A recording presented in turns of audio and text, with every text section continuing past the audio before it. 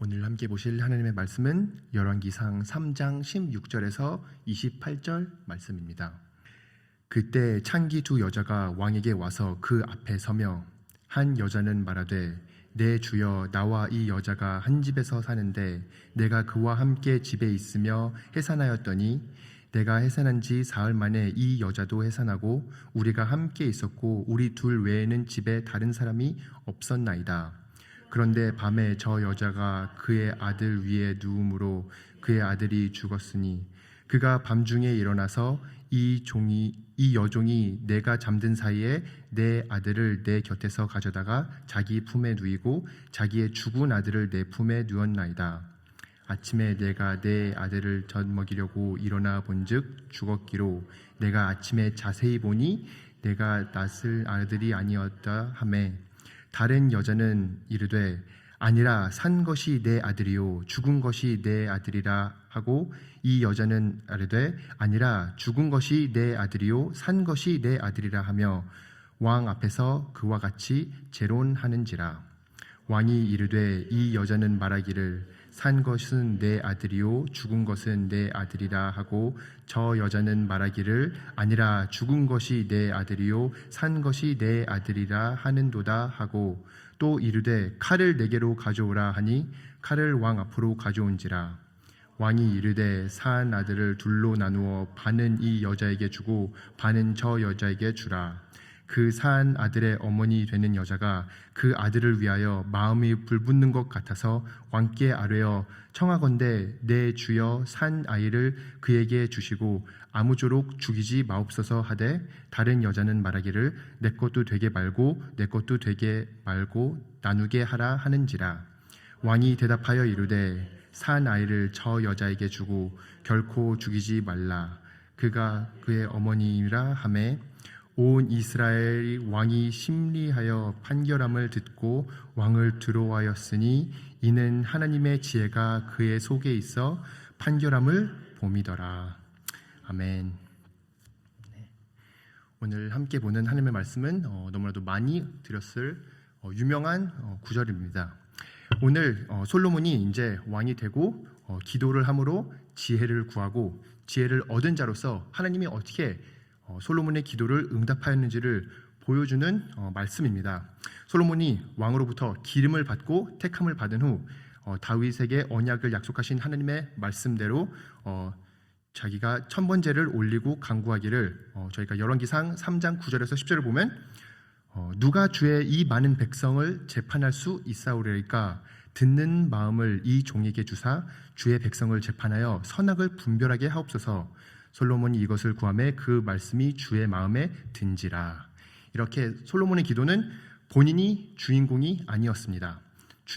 이 솔로몬의 기도의 주인공은 하나님이시고 하나님의 뜻이고 하나님의 뜻을 이루는 데 있어 하나님의 백성을 잘 다스릴 수 있는 능력, 지혜를 허락해달라고 간구를 합니다. 이 솔로몬은 하나님의 부르심 앞에 하나님을 의존하고 하나님 앞에 겸손하게 나아감으로 이것을 간구했을 때 하나님이 이 간구하는 지혜와 플러스 알파, 부와 그런 능력을 다 허락하십니다. 이 지혜라는 단어가 히브리어에서는 호흐마라는 단어인데 이 단어는 지식이 실천된 것을 지혜라고 상징을 합니다. 마치 지식이 진주 알이라면 그 알을 모아 아름다운 진주 목걸이를 만드는 실과 같은 그것이 바로 지혜인 것이고 건축가가 물리학적, 화학적, 설계학적 지식을 실천함으로 만든 아름다운 건물을 다 완성했을 때 그게 지혜를 상징한다고 보면 됩니다. 지혜는 항상 지식을 그냥 지식이 있는 대로 내버려두는 게 아니라 그 지식을 잘 활용해서 좋은 결과를 드러내는 게 지혜입니다.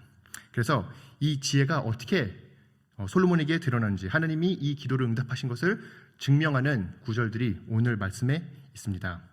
오늘 말씀에 이 재판이 어려운 이유는 바로 이 재판을 실행하기 위해선 증거가 필요하고 그리고 증인이 필요합니다. 그렇지만 이 재판에는 목격자가 아무도 없습니다. 한 여인이 얘기하기론 그냥 자기가 자다가 일어났는데 여기에 자기 아들이 죽어 있는데 자세히 보니까 내 아들이 아니더라. 그래서 아마도 다른 여인이 내 아들을 바꿔치기를 했을 것이다. 이걸 목격한 것도 아니고 그냥 가상한 것인데 이것을 이제 재판으로 옳고 그름을 분별해야 되는 것입니다. 굉장히 어려운 상황에 처해 있고 심지어 여기에서는 증인으로 쓸 자가 한 명도 없습니다. 이 두 여자는 창기였습니다. 그래서 창기로선 절대 재판 앞에서 증인으로 쓸 수 있는 그런 여건이 안 되고 상황이 안 되고 또 아이한테 직접 물어볼 수도 없는 것이 아이도 갓 태어난 갓난 아기였기 때문에 이 상황에서 그 둘밖에 없었던 이 어려운 재판을 어떻게 솔로몬이 하나님의 지혜로 이루었는지 한번 보면 좋겠습니다. 이 말씀을 잘 듣고 저희가 23절에 보면 왕이 이르되 이 여자는 말하기를 산 것은 내 아들이요 죽은 것은 내 아들이라 하고 저 여자는 말하기를 아내가 죽은 것이니 내 아들이요 아니라 죽은 것이 내 아들이요 산 것이 내 아들이라 하는도다 하고 이렇게 본인이 잘 모든 이야기를 듣고 스스로 다시 반복을 합니다. 이 여자가 이렇게 얘기했고 저 여자가 저렇게 얘기했다. 이것이 바로 하나님께 부탁한 그 듣는 마음을 허락하신 것입니다. 솔로몬의 지혜는 어디서부터 근거하나요?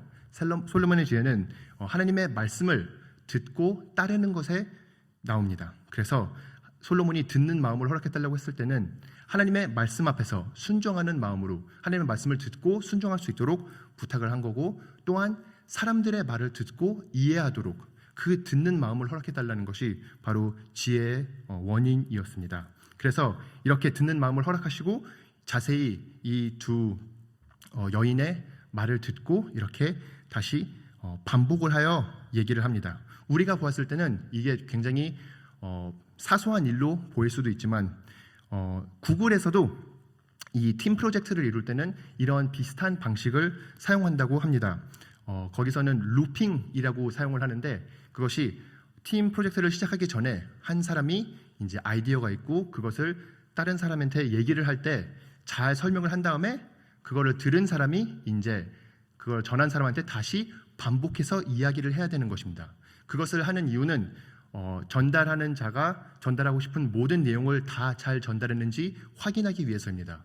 이렇게 전달을 반복을 하면은 그럼 다시 그 아이디어를 제시한 사람이 만족스러울 때까지 계속 이거를 무한 반복합니다. 루핑이라고 그래서 부르죠. 그래서 이걸 무한 반복을 하면서 확실하게 이 두 사람들이 아니면 이 모든 팀원들이 우리의 목표와 우리의 프로젝트의 이유를 잘 이해했는지를 다 짚고 그 다음에 임무를 시행합니다. 이것이 나중에 앞으로의 그 프로젝트를 이어가는 데 있어서 나중에 생길 충돌을 미리 예방하는 차원이 있는 것이죠. 이렇게 솔로몬은 이 두 여인의 말을 듣는 마음을 가지고 잘 듣고 잘 반복하게 됩니다. 솔로몬은 이것을 지혜라고 얘기하는데 잠언 18장 13절에도 이렇게 기록하고 있습니다. 사연을 듣기 전에 대답하는 자는 밀어나여 욕을 당하느니라. 이게 솔로몬의 말이었고 하나님의 말씀입니다. 솔로몬은 본인이 왕으로서 해야 되는 중요한 일 중에 하나가 하나님의 말씀을 듣고 사람의 말을 듣는 것이었습니다.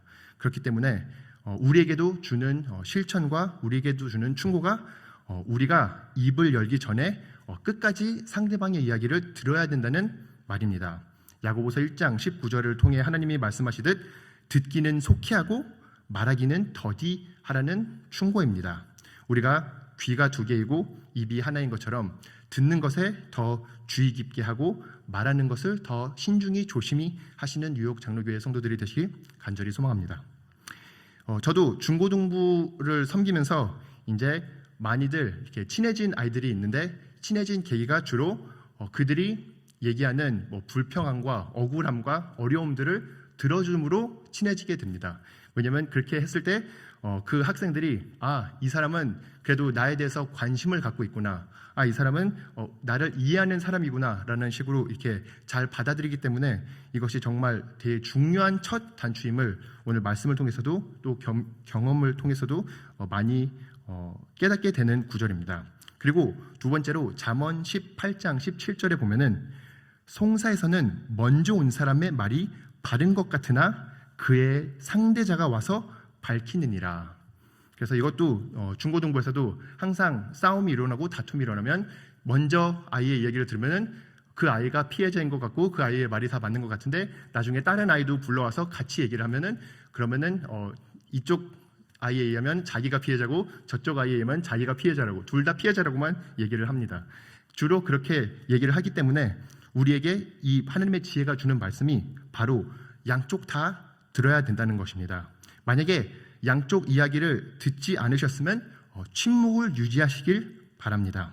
이 양쪽 상황을 물어볼 수 있는 관계가 이미 형성되어 있다면 그 두 사람에게 직접 다가가서 우리가 중보기도와 중개자의 역할을 위해서 알아보시고 만약에 한쪽 이야기만 어디서 주워 들으셨으면 그것을 더 널리 퍼뜨리는 자가 되지 않으시길 간절히 소망합니다.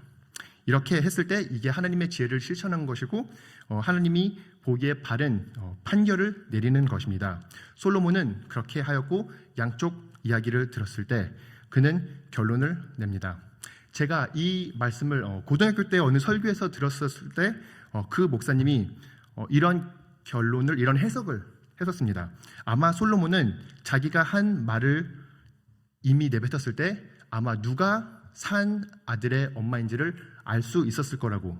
왜냐하면 자세히 보면은 엄마의 그 본능적인 반응으로 자기의 아이를 먼저 얘기하게 돼 있는데 23절에 보면은 첫 번째 여인은 산 것은 내 아들이요 죽은 것은 너 아들이라 하고 두 번째 여인은 아니라 죽은 것은 내 아들이요 산 것이 내 아들이라 라고 얘기를 하고 있습니다. 자연스럽게 첫 번째 여인이 자기의 아들이 산 자이기 때문에 산 자를 먼저 얘기하는 것이고 두 번째 여인이 아들이 죽은 자이기 때문에 죽은 자를 먼저 얘기한다는 식으로 해석을 합니다. 그렇게 됐을 때 이제 솔로몬이 칼을 갖고 오라는 이유는 이것을 더 확실하게 증명하기 위해서 칼을 갖고 오라고 얘기하는 거라고 볼 수 있습니다. 24절에 또 이르되 칼을 내게로 가져오라 하니 칼을 왕 앞으로 가져온지라. 칼은 죽이기 위해서 사용하는 무기임에도 불구하고 솔로몬이 하나님의 지혜로 살리는 도구로 사용합니다. 그렇게 즉시 즉각적인 심판과 통치의 권력을 보일 수 있는 그런 무기를 솔로몬은 되게 지혜롭게 하나님의 지혜를 통해서 생명을 살리는 도구로 사용하게 되는데 그게 바로 하나님의 지혜인 것입니다. 우리는 우리의 권력을 어떻게 사용하십니까? 우리는 남을 무시하고 무너뜨리기 위해 사용하나요? 아니면 남을 섬기고 세우기 위해 사용하시나요? 우리 뉴욕 장로교회 모든 성도님들은 후자가 되시길 간절히 소망합니다. 이렇게 하나님이 주신 달란트를 지혜롭고 선하게 활용하는 게 하나님이 바라시는 하나님의 지혜를 따라 사는 자의 모습인 것입니다. 그래서 솔로몬이 이 칼을 내게로 가져오라고 해서 내리는 결론이 25절에 왕이 이르되 사나이를 둘로 나누어 반은 이 여자에게 주고 반은 저 여자에게 주라. 처음에 이 말을 들었을 때 두 여인은 엄청 당황했을 것이고 왕의 말은 즉시 즉각적으로 실행이 되기 때문에 얼마에 살 수 있는 아이가 살 수 있는 시간이 별로 없었을 것입니다. 그리고 이것을 듣고 있는 관중도 참 의문이 들었을 것입니다. 어떻게 이렇게 어리석어 보이는 이게 어떻게 재판의 올바른 결론이 될 수 있을까? 너무 섣불리 왕이 혹시 지금 바빠서 그냥 이거를 끝내고 다음 업무를 하기 위해서 그냥 무시하는 게 아닌가 여러 가지 생각이 들었을 것입니다. 그리고 이게 어떻게 정당한 지혜로운 답인 것일까라고 의문이 많이 들었을 것입니다. 그렇지만 솔로몬은 엄마의 보호 본능이라는 지식을 알고 그 지식을 활용할 수 있어서 이 수단을 통해서 이 보호 본능이 나올 수 있도록 자극을 한 것입니다.